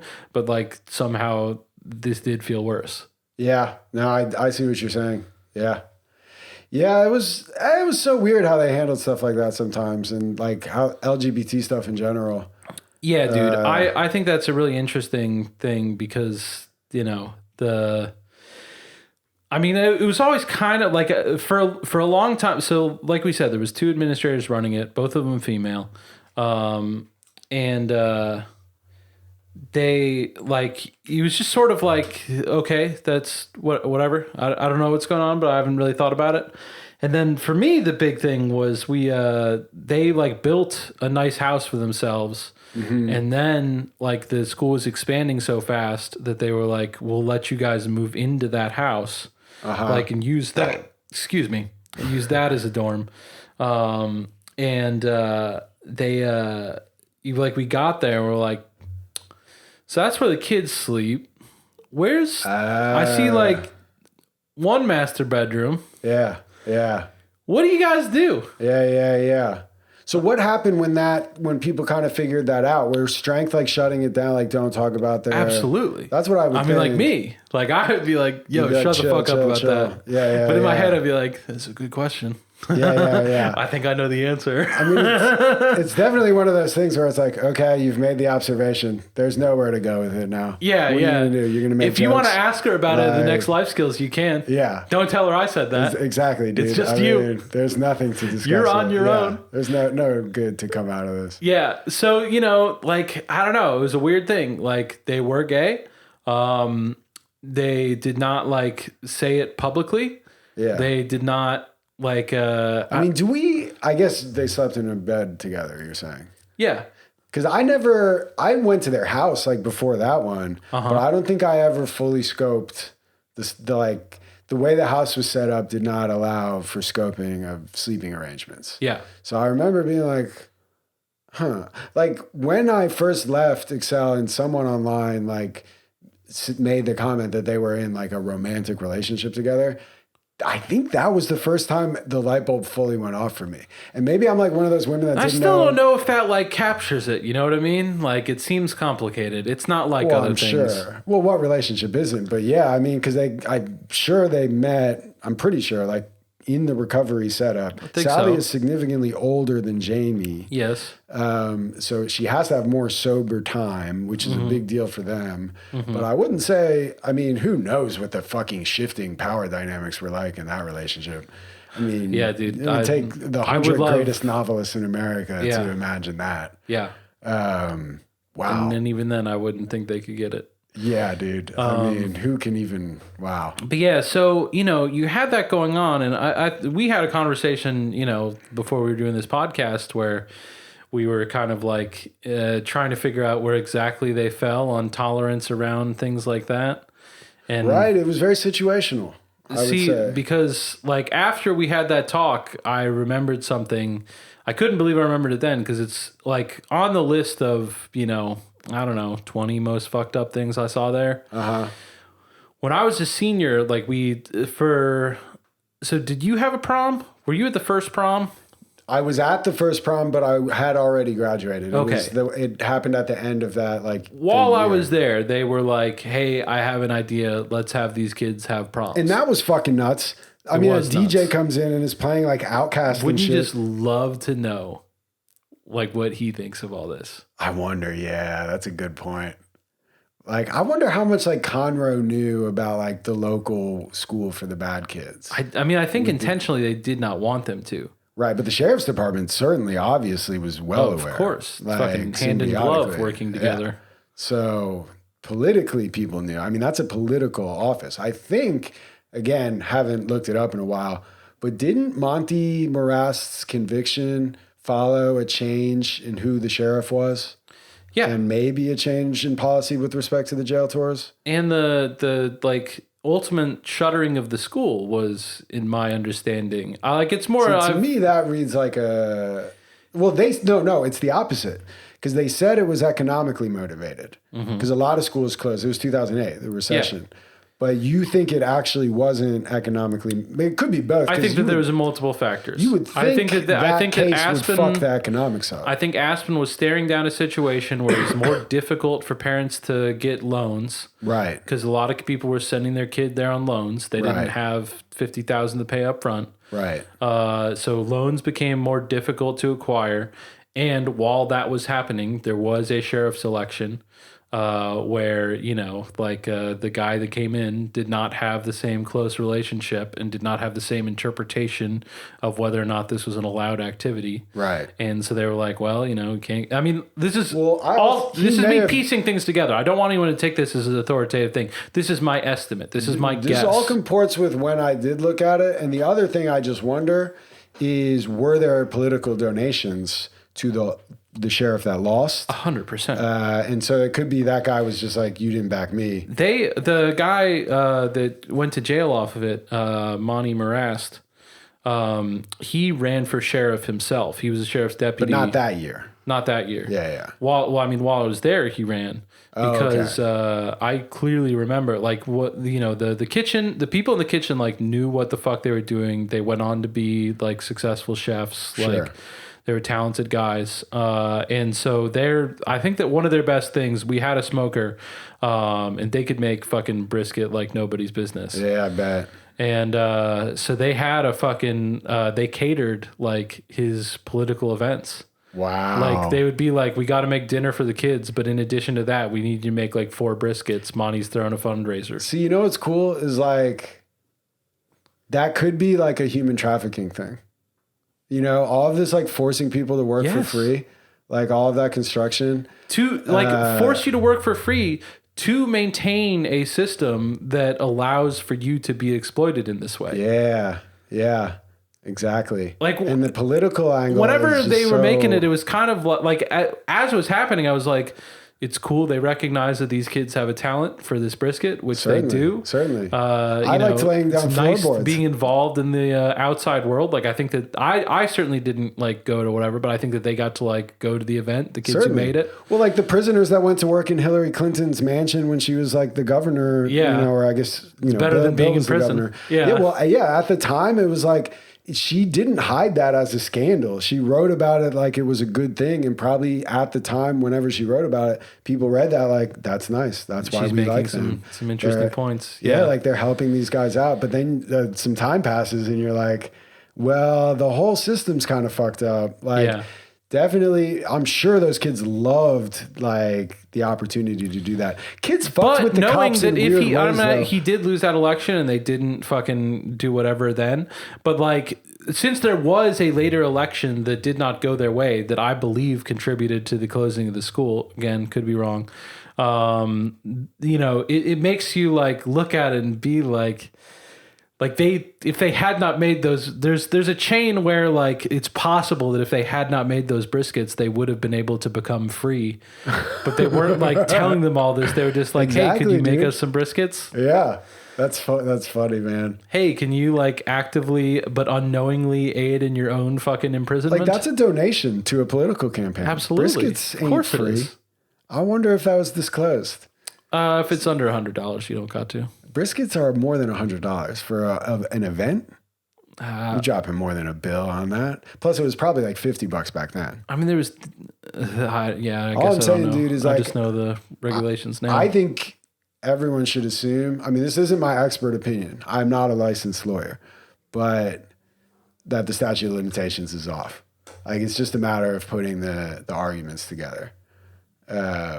And I think like stuff like this, where there's just like so much weird stuff that people thought was okay, where you can look back at it. And I don't have any theory, but it's like you're making kids give things of significant value to a political campaign that is basically oppressing them, like to a criminal degree. If they ever, if it ever comes down from them, I would love, like whatever it is going to be so fucking weird. Like, just the Monty go to jail off that, like, was like okay. To me, it was almost unsatisfying. Someone should have gone to jail for something, but like that's. If I had to pick someone to go to jail, I would be out of fingers and toes before I got to Monty Absolutely. Morass. And so to me, it was a little bit like he's a fall guy, dude. He's a Bernie Madoff, where like the whole system stands. You know what I mean? But there's one person you can point to be like, look. Justice was served. Yeah. Well, like, he was there a month only, which, you know, not going to be fun as a sheriff, I'm sure. Yeah. But it's like they still have lake houses. I was hoping for more. Yeah. I mean, and maybe I'll get it one day. I hope so, dude. Yeah, no. And just a brief note, like this is weird because I'm shouting out people that I know will hear it, and I don't like doing that because it's fucking odd. But I'm very pro doing it. I do want to have a like we've talked at points about like what I think that if someone's done something wrong, it doesn't mean that they like shouldn't be allowed to have a living. Right. I think that's like whenever you talk about that, like in general, people are like, well, of course. But like there's lots of instances where like someone will get a job and they'll be like, that person has a job, get him out of it. Right. And well, it also depends on what they did wrong and how they want to make a living. The former Excel student's Instagram page was going after Monty for being like a real estate agent. And like, guys, he's going to be alive. We can't do anything about that. And like, if we want him doing something, like real estate agent seems fine to me. Like, at least he's not in charge of kids. He's not interacting with the whatever, like. Yeah, I've seen some of that chatter, and I know you've shown me some other stuff. I feel like I didn't get a jail tour like that. Like, if somebody for the rest of their life wants to spend their energy like at Monty, and that they truly think that helps them, then I guess I would not stand in the way. I mean, it's not like I'm not ever going to tell somebody, if your story involved going to jail with Monty, tell it. You know what I mean? Absolutely. But if you're like waking up every morning being like, I don't want him to sell a house ever again, I understand that energy and that anger. I do. I feel but it. like, let's pull back and think about it a little bigger picture. Like, well, yeah, I would just consider whether you might do be we able to need him to be channel that. homeless? Is Yeah, that like, there's- do I get something from that? I don't feel like I do. You may, but I understand why you might feel like you would, like where you want people to be miserable, but, and I have other people like that in my life. I don't want them to be happy, Exactly. But, and limits here. but I would just say that waking up, like if you're obsessing over it or obsessing over him in particular, I would consider whether there are better, more productive avenues for that energy, because it's good that you have that energy. Yeah. But there's a lot of other stuff, a lot of other people, a lot of other stuff that's still going on. But And I want to be clear, the project in general has my full support. of course, Yeah. yeah. I think you guys are doing great work. That's just my thing. Anyways. So I've had 2 stories that I've mentioned here that I've not yet gone through. So we got to make sure we do that. So I'm sleeping in front of the door to the bathroom. Okay. Kid's like, yo man, I'm sick. I'm like, and I'm sleeping. Yeah, I don't even think it was like I responded or anything. Like, I think that I was not yet conscious. Okay. Like, you had to shake me for a while. Like, if I'm in a deep sleep, you got to shake me for a while. I don't know what's going on until then. Like, literally. Which that also has to fucking suck to do that. Like, you're 4 years old every time you want to go to the bathroom. Yes. You didn't have to do that when I was there. Like, Yeah, no, there's times that I had to, and it did. Yeah, absolutely. Just the shaking someone awake is like a very juvenile thing in the first place. it is. How dude. many times have you had to shake people awake in the last year, Alex? Yeah, not at all, dude. But like, you used to do it all the time on like sleepovers or something, Definitely. And the other thing is, dude, there are traumatized kids there who had rough like upbringings and like lives. I mean, everyone had a good amount of money, I would say, to be able to pay there from some source, but kids had like sometimes like pretty significant violence. Yeah. And shaking a kid like that up, you know what I mean? Like that's got to fuck with him too. Anyway, So I like it caused me problems the way that like I wake up, because like I will sometimes like like acknowledge what someone's doing, but I have they would never believe me there, so I feel like especially insistent right now. I do not remember. I Yeah, have I'd definitely absolutely believe you. no conscious experience of these things. Yeah. Zero. I mean, it's like someone sleep talking. Like, I would sleep talk to be like, I'm up, and then I would just go back to sleep. yeah, like the part of the hippocampus or whatever is like not online yet. It's still coming online. Yeah. Like before the speech centers. But, do you think that the people that punish me for that behavior know what the word hippocampus means? Yeah, for sure. But yeah, so they had a thing, like there was enough times where like people would come in and be like, yeah, I woke TC up for a shift, he didn't go. That like they were like, this is too much of a problem. So their idea of solving it was for, I mean, certainly weeks, possibly months. The thing was every single shift, whoever was on the shift would wake me up, and then there would be a 5-minute timer. And at the end of the 5 minutes, they would tell me whether or not it was my shift. What? Yes. So wait, you were woken up hourly Every 2 hours. or every 2 hours? Every night. Every night for 5 minutes. Yes. That's torture. I agree. That's literal torture. And like their big idea was, yeah, no, it is. And their big idea was like, this will teach him how to wake up. Like they thought that was going to like rewire my brain process. Yeah, and first like, of all, like, spoiler let's alert, just hold on. The though. total number of credits I received in college for my first class is 0. Wait, I don't get that. My first class of the day, Uh-huh. there was not a semester that I can Oh, recall I see what you mean. Okay, that I okay. completed those courses. Well, dude, Because I would miss too many times because I wouldn't wake up. I don't I want have a tough to- time waking up. I don't want to go let what you just said go unremarked upon, which is just like let's just take a moment to note that the goal of this project was to rewire the way a teenager slept. Yeah. So that he could be more easily awoken multiple times. Serve the benefits of his captors. Yeah. And let's not worry about whether that's good for this developing brain. Yeah. Let's just enlist other children in torturing this person so that he is a more effective sleep monitor at this school that charges $50,000 a year. So that we don't have to hire anyone, because and we've convinced ourselves that this is the best thing for him, and we're helping him, and we're helping the other guys help him, thereby helping them as well. Everybody's being helped here, except maybe you're being bad by not forming memories quickly enough when you're woken up in the middle of the night. Like that's a good example of the kind of lunacy that like becomes like part of the atmosphere almost. Interesting moral question, whether or not you're culpable for actions you can't recall. Like, I don't feel culpable, but like if it was like you murdered someone, I don't think the court would be like, well, he was sleepy. Well, dude, we don't have time to get into it, but I got into a fist fight on a shift once. But it's like kind of a long story. One. Yeah. But I think legally it's not about whether you formed memories. It's like whether you had an intent, the requisite intent at the time. Yeah. So that's not even what I'm here to talk about. I'm just I just said that on demonstrating that it's difficult for me to wake up.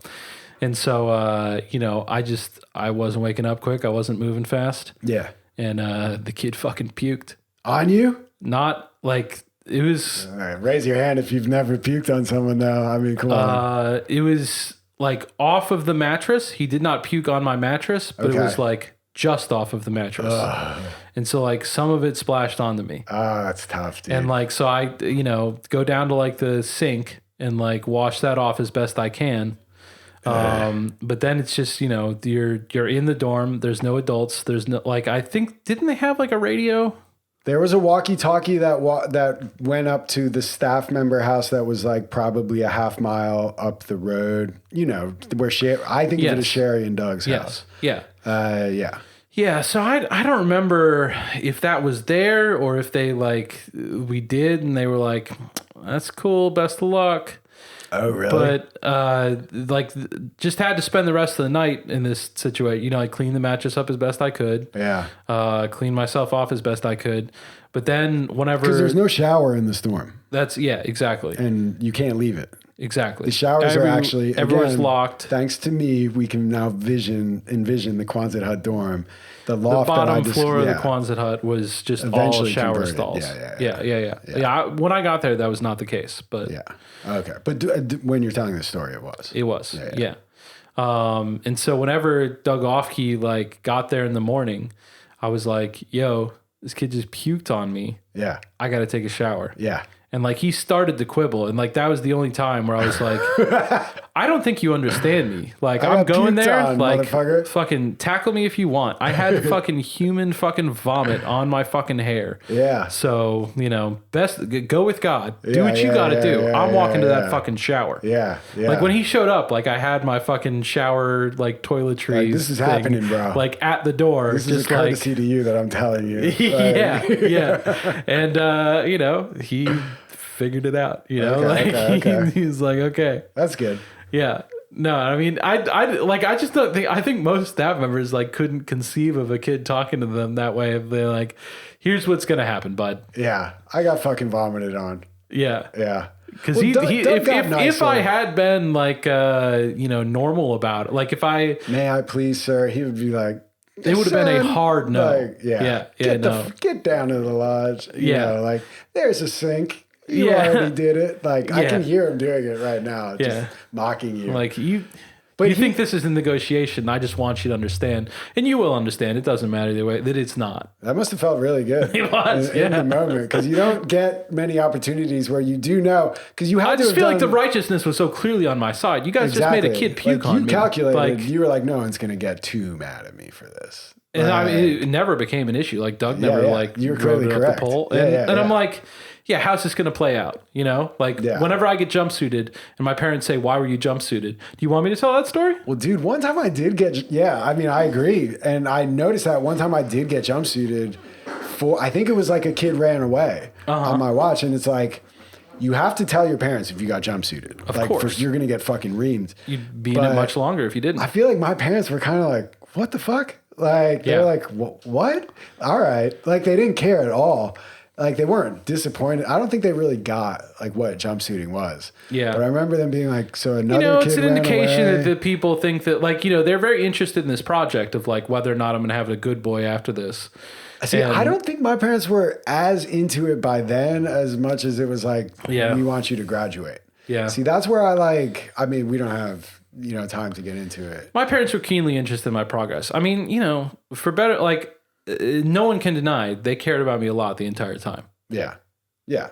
I'm not denying I mean, like, there's, like, it is hard to square. Like, there's something about, like, I would never send my kid away. Yeah. That's an absolute. I'm having trouble, to college or something. But you know what I'm saying? Yeah, to a school like this? No. Like, there's a certain amount of, like, rejection you can't scrub out of that. Again, I get what you're saying. And maybe I was just already there by the time I got there. But I think it was, I don't know. I get what you're saying. I mean, it's a literal abandonment. No, dude, abandonment is abandonment. Like, there They're are not people there. I know, but they're paying $50,000. They drove there, dropped you off, and then they left. Yeah, no, I know how it feels that way. But what would you say? Again, I know that there are differences. If you want to, like, make a different word for it, dude, I don't give a shit. Like, I'm saying, like, I don't want to fight over words. take your I'm saying that daughter- there is a feeling that is left in a person whenever your family drives you somewhere and says, we're leaving you here and we're going. No, I know. But what I'm about to say, I know they're not the same thing. Is like, yeah, it's a feeling, but now that we're older, there's more to it. And now that you're a parent, you know what I mean? Because I don't know if your daughter's in daycare. Hasn't made it better. But your daughter will have that feeling if she goes to daycare, and you will be like, I am not abandoning her. Like, I'm paying a lot of money for her to be taken care of right now. I get they're not. No, the same. I think it's not ideal. She's not in daycare now because, like, No, I don't want people who go put their kids in daycare to feel bad. Like, it's obviously like it's a giant luxury. We're very lucky that, like, we're in a situation where we have the resources. While you're on the topic, I fully agree. And not to get too political, but I just think the socialist people should set their sights higher. One parent doesn't have to work. Rather than free daycare, it should be pay a parent to watch their kids. If they want that. Go read the Family Fun Pack, dude. It includes that. Did they say that? Pay a parent to watch the kids, not Absolutely. free daycare, dude. No, they want people to have the option. Because I don't care if you have the option, but exactly, I want the option because You don't have to take, like, you can have a spot in the daycare or you get a stipend. Good. Yeah. That's how, well, I guess this is just a guy's idea, but I agree with this guy's idea. Okay. I was like, good. Like, you were as if you had described the way things actually work in this country. Well, yeah, that's right. We're doing our best. Yeah. I don't like the everyone should go to free daycare probably because I went to Excel. Like, for people who aren't, like, hyper obsessed with my entire, like, universe, the Family Fun Pack is a policy paper put forward by Matt Brunig at the People's Policy Project. If you would like to read up, I believe I've given you enough details now that you can do so. Yeah. It is a good policy. Yeah. I like it. I just see that, like, everyone should get daycare bandied about, and I always think, what about just their parent watches them? Yes. And there should be a stipend for that. Yeah. And when it's passed, there will be. Good. We agree. Okay. Yeah. Anyway, I'm just saying, like, I'm not disagreeing with you that you feel abandoned, but I disagree that it is an abandonment. Yeah, I mean, like I said, I can come up with another word for the feeling, and I'll go with that one. I don't care. I'm saying that is how it felt, I think, for almost everybody. And there is, they are dropping you off there. Like, I just think at any time, if you told my parent, like, given them the real truth serum, put a spell on them where they could only say it, and you asked, like, do you love him? I think that the answer, like, always would have been yes. In their self-conception, they were good parents who were doing their best to love their son very much. Yeah. And, like, I respect it. I don't know, dude. One thing, like, I get, like, kind of fucked up thinking about, like just, you know, there's like, you guys hear me talk about most of this stuff. I can reel off a lot of these things in a pretty even-handed manner. And you know, I'll probably reel off this one okay, but I'm just letting you know, like, if it's a situation where I'm kind of in my feelings in general and I start thinking about it, I can get pretty worked up. Let it out. Just like I remember, like, whenever I got there, I think like I was in the kitchen. It might have been that first night, or it might have been like the next day or whatever. But like that, I saw a document of like my mom writing down, like, this is what he can eat, this is what he can't eat. Wow. Like, and I think I have a copy in the house. Like that was the time, that was like when it really fucked me up. Like as an adult, like after, like whenever I came across it, and you know, it's just like it causes emotions because it's one of those things where it's just so hard to square. Like there is that abandonment. They did send me away. Like they told me I couldn't be part of the family anymore in like the sense that I had understood before, like that the family lives in this house. So like you can't live in the house anymore. Yeah. But like, you know, but then to like sit down and fucking like write out like, this is what he likes. Like, you know, fucking please take care of my boy. Yeah. Like, I don't know. I'm not sure if it'll come across the way it's hard for me to describe. Like, it's such a complex inner experience that I don't know that I can communicate it well enough to like evoke that feeling in another person. But I can tell you it evokes a lot in me.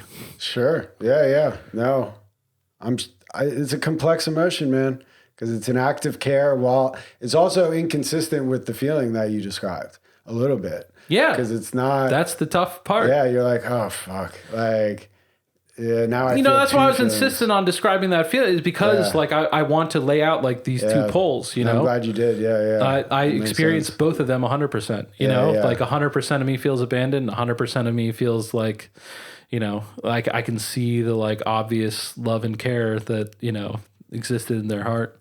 Yeah.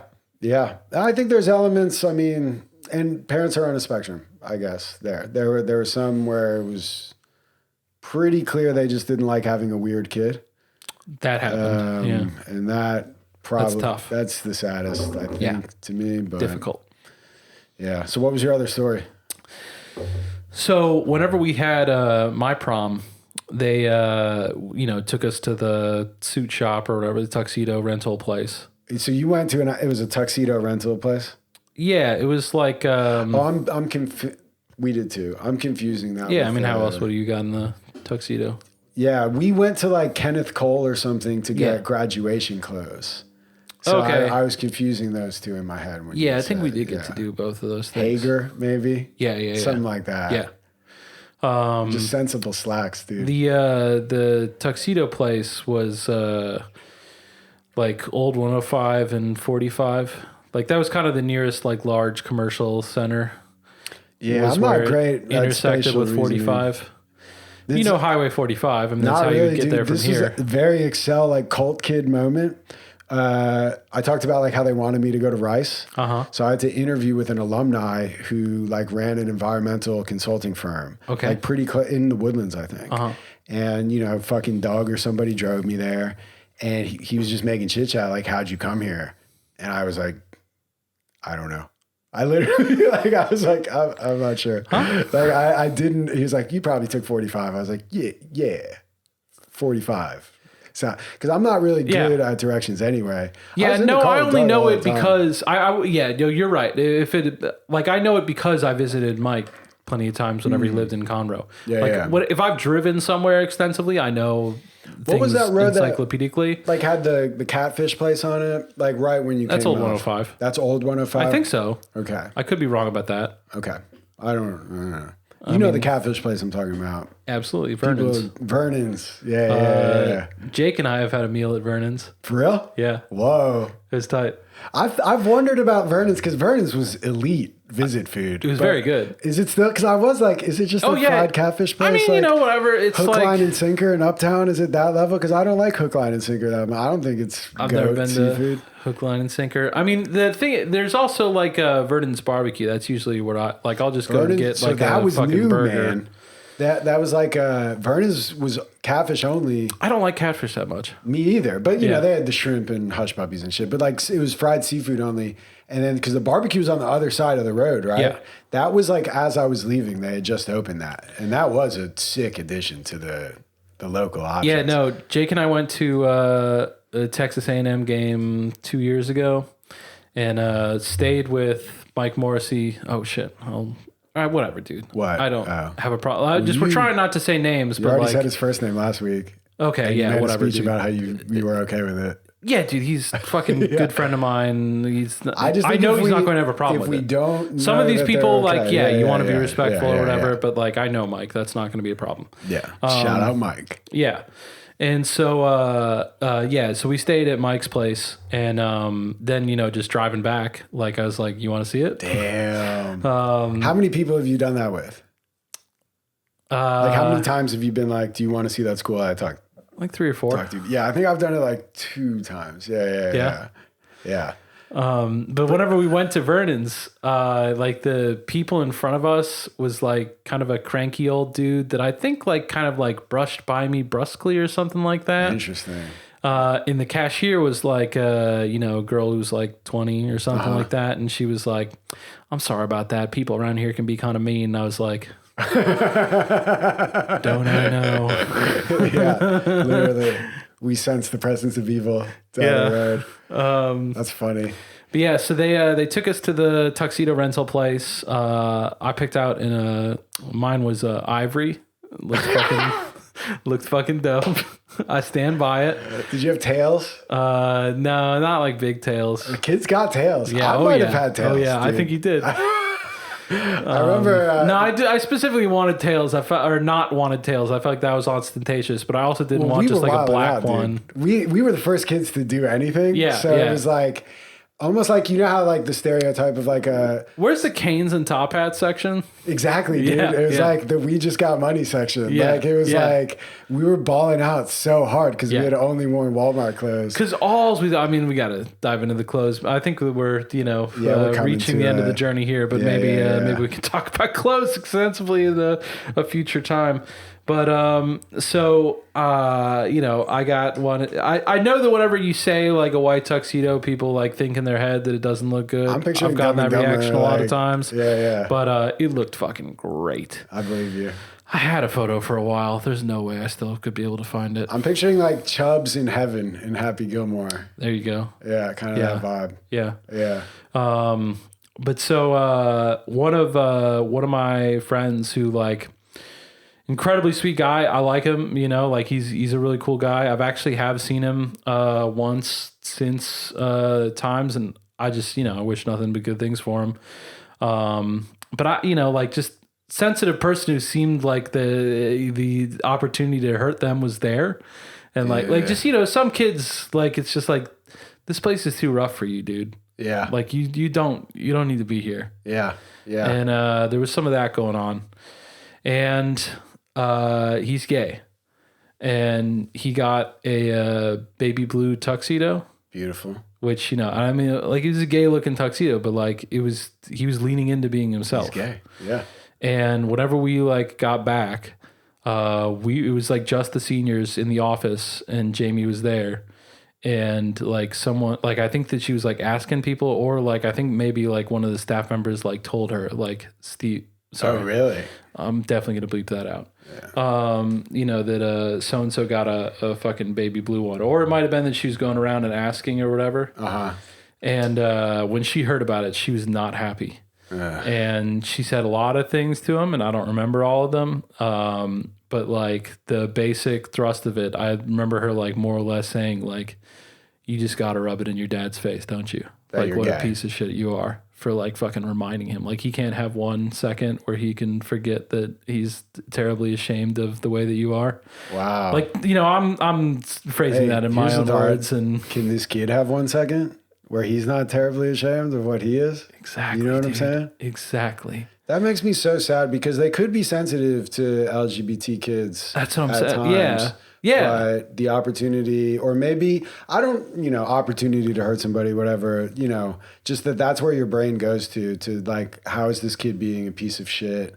Or that I mean, that was just sorry. Go ahead. No. I mean, that's really like that he must be the one in the wrong. What is so bad? I mean, if your parent can't accept you wearing your baby blue tuxedo, first of all, that probably has a lot to do with why you acted out to the level that you did to get sent to Excel. Sure. Especially if you're one of the more sensitive kids. You know what I mean? Like where it's like who's gonna do great with that? Exactly. Whenever they're telling you that like your basic, like your heart is wrong, it makes you a bad person. You are a bad person because of who you are. It is inextricable. Like, what's the situation where that's going to work out where they like end up being what you want them to be? Like, right. I mean, exactly. What does a win look like there? And that's like, why I don't see one. That frustrates me to hear because I know that Jamie and Sally knew that at times because I saw them relate to kids. This is the weird part where it's like there were kids who made breakthroughs while they were there, who had like stuff they were dealing with. You don't need to be a genius always to help someone with a breakthrough.